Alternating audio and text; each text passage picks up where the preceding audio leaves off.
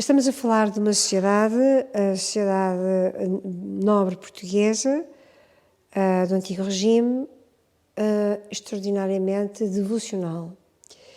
Então eram, de facto, elementos incorporantes das casas deste período, a presença de capelas. Todas nós as identificamos quando viajamos em Portugal e vemos aquelas belas capelas como edifícios independentes da própria casa senhorial, mas aquelas que não podiam ter esse edifício, digamos assim, estruturado de uma forma independente, incorporavam-nos na própria casa. Como é um exemplo aqui da Casa Museu dos Bisquinhos, na Casa e Museu dos Bisquinhos, atualmente.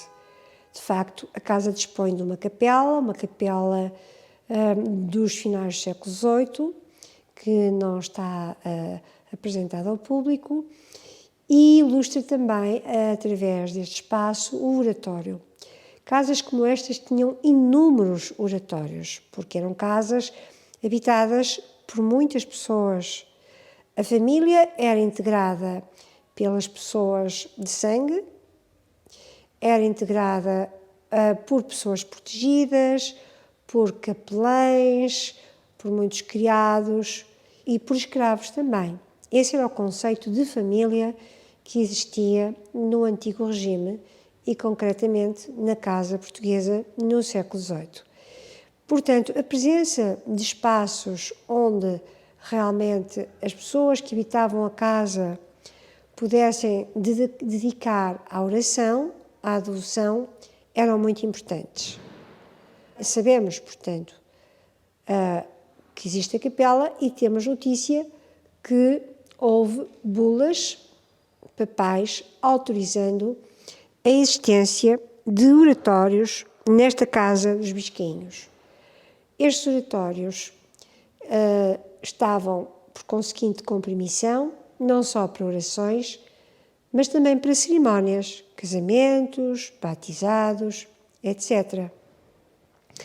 Obviamente, se revestiam de inúmeras peças de inspiração religiosa, e nós vamos então chamar a atenção para uma ou outra destas peças.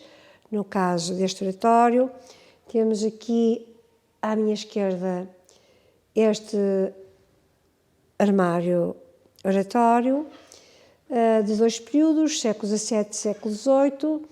Podemos ver no seu interior exatamente um nicho estruturado como um altar, com a integração de um crucifixo de produção indo-portuguesa do século XVIII, ou uma placa também indo-portuguesa, uma placa escultórica indo-portuguesa, também indo-portuguesa e do mesmo período, e outras alfaias litúrgicas que integravam o cotidiano da liturgia que ocorria diariamente na casa senhorial. Este é um outro momento deste riquíssimo oratório, de que vamos destacar a pintura a óleo sobre tábua de Nossa Senhora, que sobrepuja esta mesa. E sobre a mesa nós temos uma custódia do século XVI, uma belíssima custódia do século XVI, ladeada por duas esculturas portuguesas, escola portuguesa, do século XVIII, à direita Santa Bárbara, à esquerda Nossa Senhora, e ao centro nós temos uma sacra com um texto latino que integrava a liturgia cotidiana.